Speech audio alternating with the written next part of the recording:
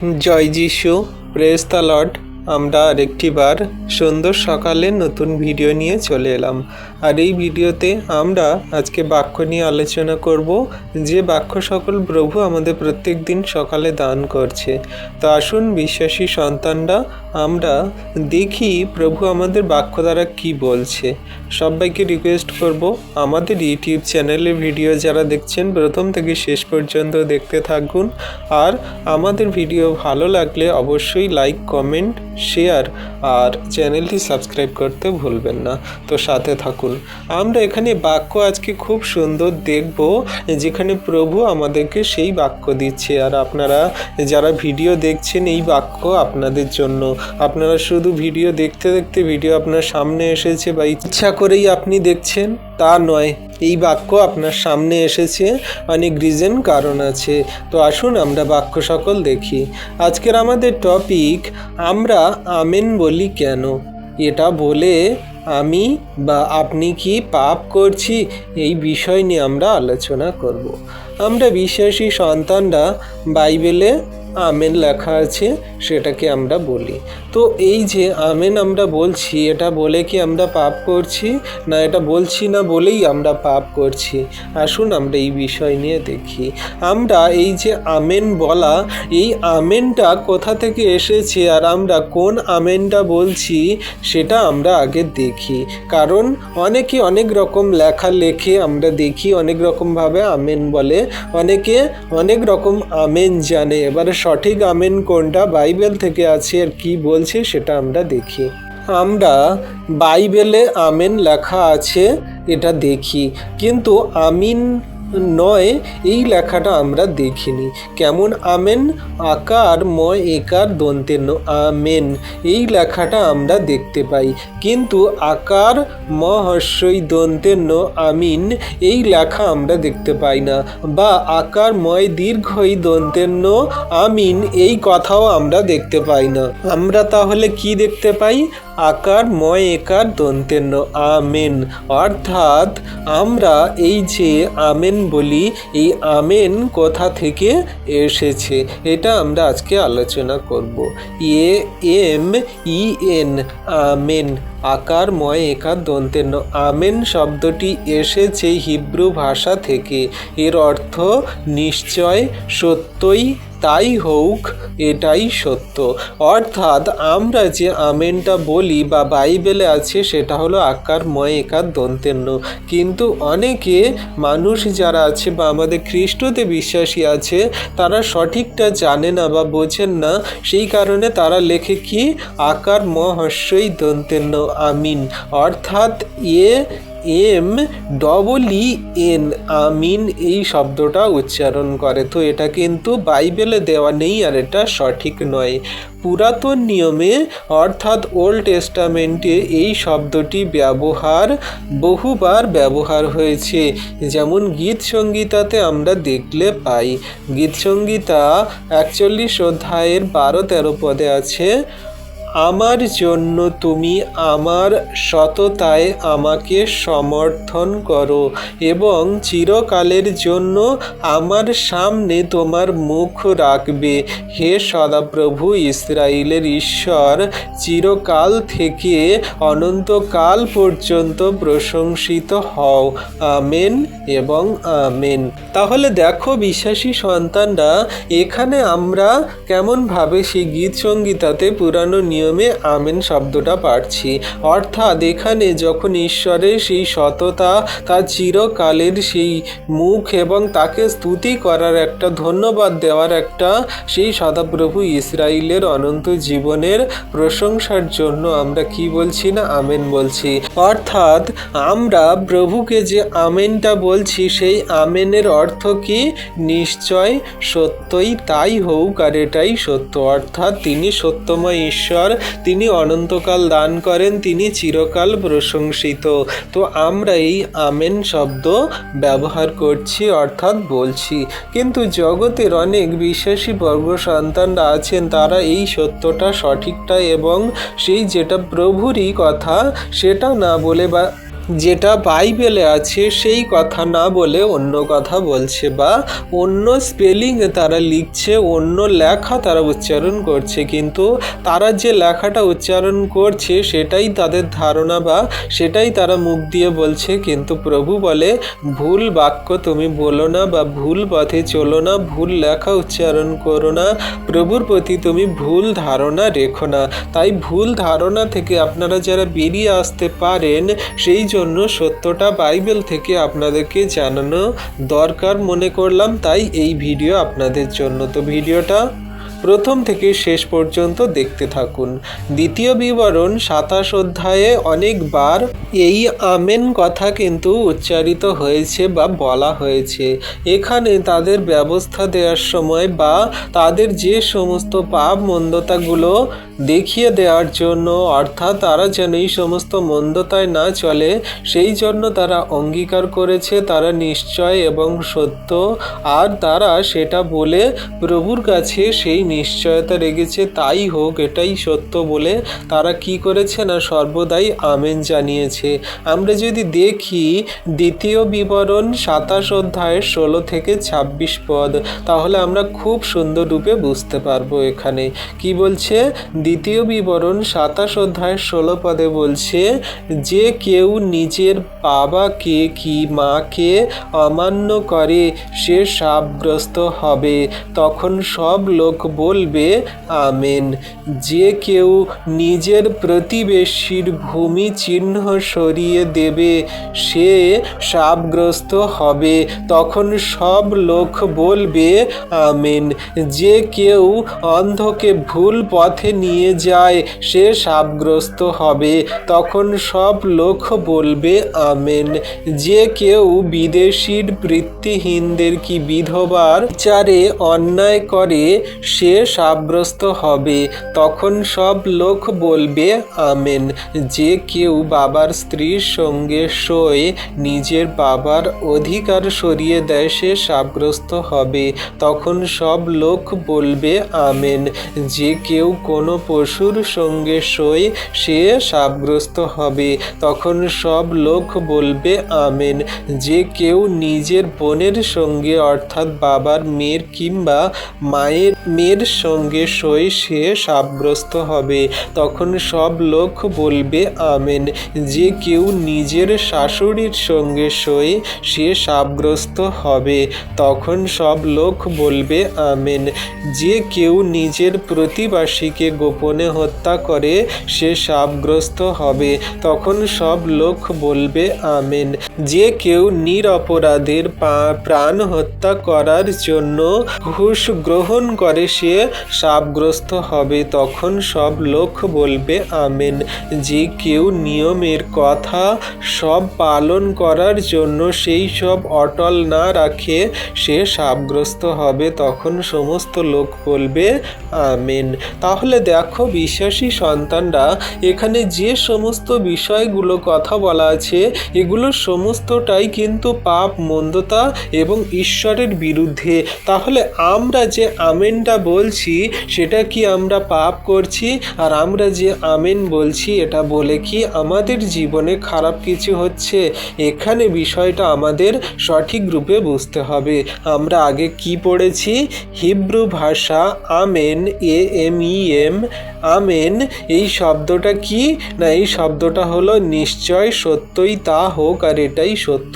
অর্থাৎ আমরা যে আমেন বলছি সেটা হলো নিশ্চয়ই সত্য, এটাই সত্য, আর তাই হোক। মানে আমাদের উপরে যে সমস্ত আমেন শব্দ ব্যবহার করি, যখন আমরা ব্যবহার করছি আমেন তাহলে সেটাই হোক। অর্থাৎ আমরা যদি পাপ করি, আমরা যদি আমেন বলি তাহলে সেটাই আমাদের সঙ্গে হোক। এবং আমরা যদি কোনো রকমভাবে মন্দতায় জীবন যাপন করি, এমন ঘৃণিত পাপ কাজ যেটা কি না বাবার সেই স্ত্রীর সঙ্গে অর্থাৎ মায়ের সঙ্গে খারাপ সম্পর্ক রাখি, তখন যখন আমরা আমেন বলছি সেটা কি না সেটা আমাদের উপরে বর্তাক সেই মন্দতা, সেটাই সত্য, আর ইহাই হোক বা নিশ্চয়। তাহলে এমনি করে আমরা যে সমস্ত আমেন শব্দ ব্যবহার করছি সেগুলো আমাদের পাপকে প্রকাশ করার জন্য আর সত্যকে সামনে আনার জন্য আমরা স্বীকারোক্তি জানাচ্ছি যে হ্যাঁ, এটাই সত্য, এটাই নিশ্চয়, আর এটাই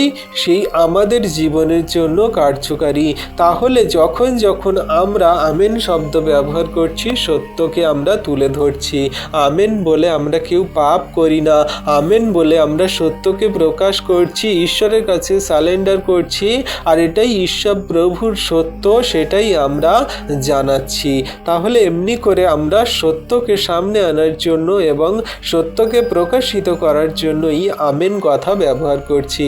কিন্তু আমিন আকার ম হর্ষই দন্তের ন, আমিন কথাটা সেটা সত্য বলে নয়, এটা নিশ্চয় হোক বা এটাই হোক বলে কিন্তু নয়। এটা অন্য শব্দ, অন্য ভাষা, যেটা অনেক বিশ্বাসী সন্তানরা না জেনে ব্যবহার করে থাকেন।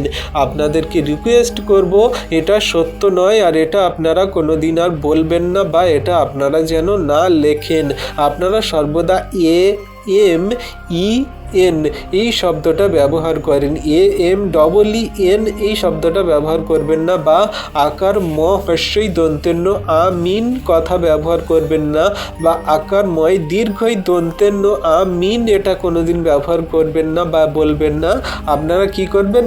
আকার ময় একার দন্তের ন আমেন, অর্থাৎ AMEN আমেন শব্দটা ব্যবহার করবেন। আর এটাই প্রভু যীশু তিনি নিজেই বলেছেন। কি বলছেন? নতুন নিয়মে অর্থাৎ নিউ টেস্টামেন্টে যীশু নিজেও আমেন ব্যবহার করে বলেছেন। কি বলেছেন? যোহন 14 অধ্যায় 6 পদে যীশু বলেছে সত্য সত্য। তাহলে এখানে গ্রিক যে শব্দ আছে AMEN আমেন, আমেন বলে তিনি কিন্তু উচ্চারণ করেছেন। যোহন 14 অধ্যায়ের 5 থেকে 6 পদে কি বলছে? থমা যীশুকে বললেন, প্রভু, আমরা জানি না আপনি কোথায় যাচ্ছেন, আমরা কিভাবে পথটা জানব? যীশু তাকে বললেন, আমি পথ, আমি সত্য এবং আমি জীবন, আমাকে ছাড়া কেউ পিতার কাছে যেতে পারে না। যদি তোমরা আমাকে জানতে তবে তোমরা আমার পিতাকেও জানতে। এখন থেকে তোমরা তাকে জেনেছ এবং তাকে দেখেছ।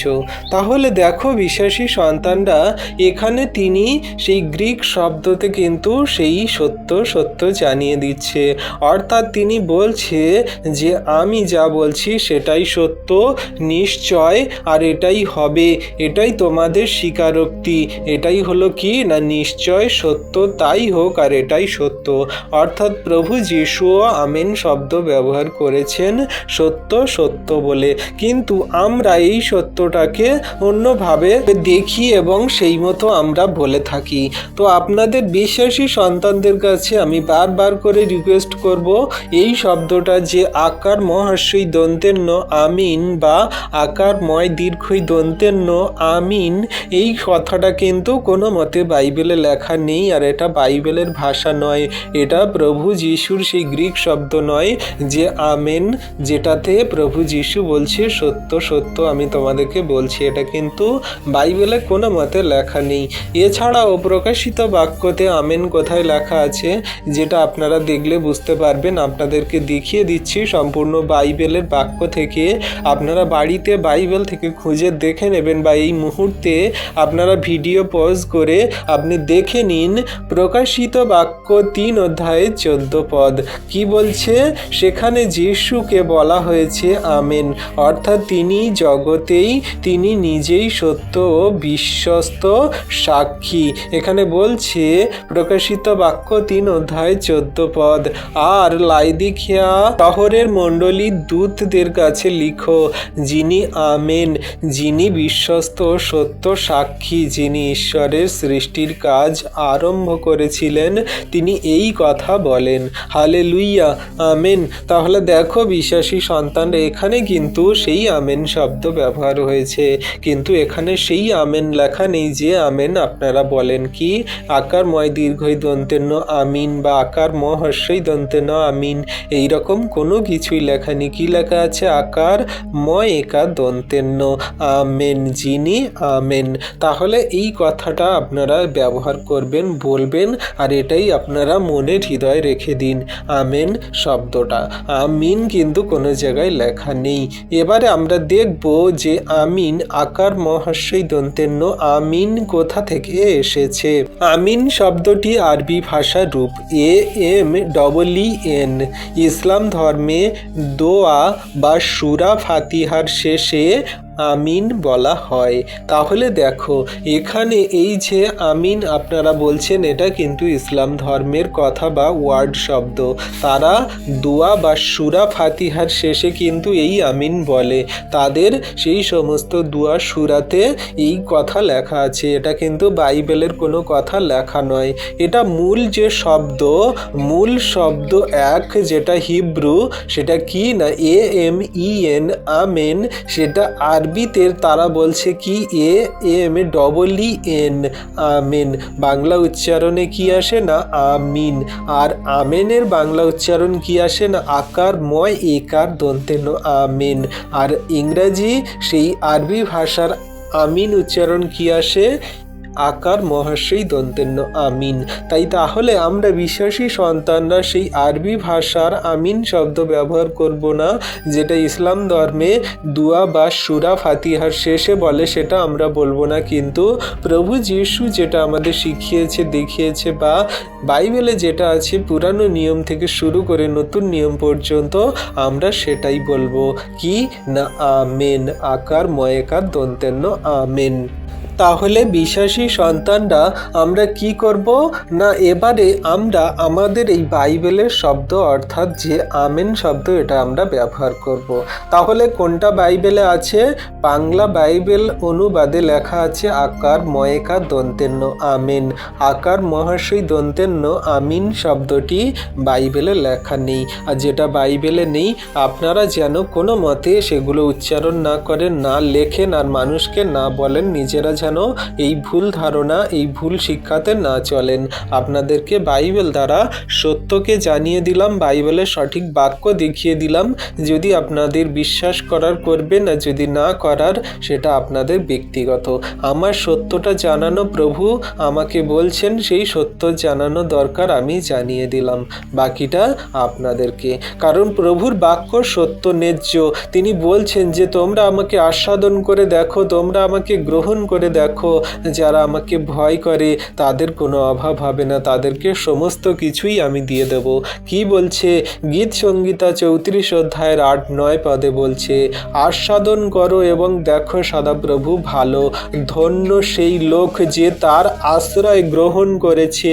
তার মনোনীত লোকেরা সদাপ্রভুকে ভয় করো, কারণ যারা তাকে ভয় করে তাদের কোনো অভাব হবে না।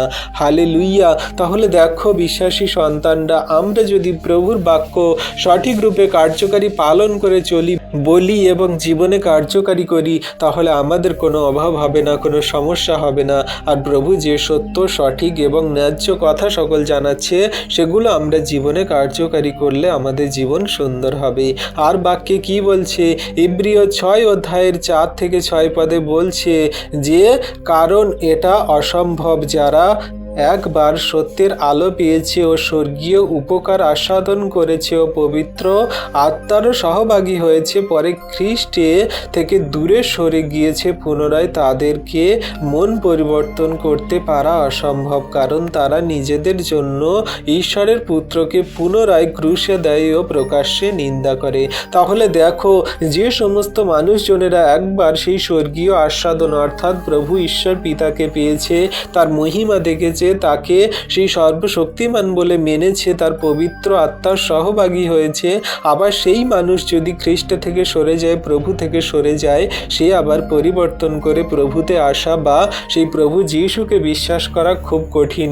সে আরেকটি বার প্রভু যিশুকে ক্রুশে দিচ্ছে, তাকে নিন্দা করছে, মন্দ বলছে। তো আমরা যেন এমন না করি। 1 পিতর 2 অধ্যায় 2-3 পদে কি বলছে? নবজাত শিশুদের মতো সেই আত্মিক পরিষ্কার খাঁটি দুধের আকাঙ্ক্ষা করো, যেন তার গুণে উদ্ধারের জন্য বৃদ্ধি পাও, যদি তোমরা এমন স্বাদ পেয়ে থাকো যে প্রভু মঙ্গলময়। Hallelujah, amen. তাহলে দেখো বিশ্বাসী সন্তানরা এখানে বলছে যে আমরা যেন সেই নবজাত শিশু অর্থাৎ ছোট্ট বাচ্চা সন্তান যে সবে সবে ভূমিষ্ঠ হয়েছে, মায়ের গর্ভ থেকে ভূমিষ্ঠ হয়েছে, সেই সন্তানের মতো যেন সেই পরিষ্কার আত্মিক দুধের আকাঙ্ক্ষা করি, সেই মায়ের বুকের সেই দুধকে যেন আমরা খাওয়ার আকাঙ্ক্ষা করি বা ইচ্ছা করি, সেই দিকেই আমরা বেশি বেশি করে মন দিই। কারণ তার সেই গুণে আমরা কি হব না পবিত্র সূচি হব এবং আমাদের সমস্ত পাপ মন্দতাগুলোকে দূর করে আমরা স্বর্গরাজ্যে যাব, আমরা আশীর্বাদ পাব। তাই তিনি বলছে আস্বাদন পেয়ে থাকো, তাহলে তিনি মঙ্গলময়, তিনি আশীর্বাদ করছে, তিনি তোমাদের সমস্ত আশীর্বাদে অনুগ্রহে পরিপূর্ণ করছে। হালেলুইয়া। তাহলে বিশ্বাসী সন্তানরা সর্বোপরি যেটা আসল থিওলজি অর্থ এবং আমাদের বাইবেলের যে মোরাল বিষয় আমরা আলোচনা করছিলাম কি না, আমেন বলা মানে আমরা কি না আমি ঈশ্বরের বাক্যকে সত্য বলে গ্রহণ করছি, আমি বিশ্বাসে শিল মোহর দিচ্ছি এবং আমি যে আমেন বলছি সেই আমেনে প্রভুকে সত্যরূপে দেখাচ্ছি। যখন আমরা আমেন প্রার্থনা শেষে বলি তখন কি করি না, আমরা যখন আমেন বলি তখন আমরা বলছি হে ঈশ্বর তোমার ইচ্ছাই পূর্ণ হোক, অর্থাৎ ঈশ্বরের ইচ্ছাকে আমরা দিয়ে দিচ্ছি, এটাই নিশ্চয়, এটাই সত্য, এটাই পূর্ণ হোক বলে আমরা আমেন বলে সেখানে স্থগিত রাখছি। তাহলে আমরা বিশ্বাসী সন্তানরা এই আমেন শব্দ আমরা বলছি কেন, আর আমেন বলা কি পাপ বা আমেন না বলে কি আমরা পাপ করছি সেটা আমরা বুঝতে পারছি।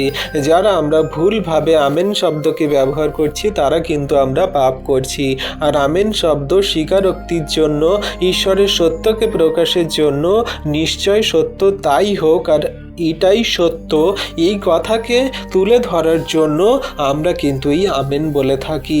ঈশ্বরের গৌরব প্রশংসা ধন্যবাদ হোক যে আমরা সঠিক আমেন ব্যবহার করি, আকার ময় একার দন্তেন্য।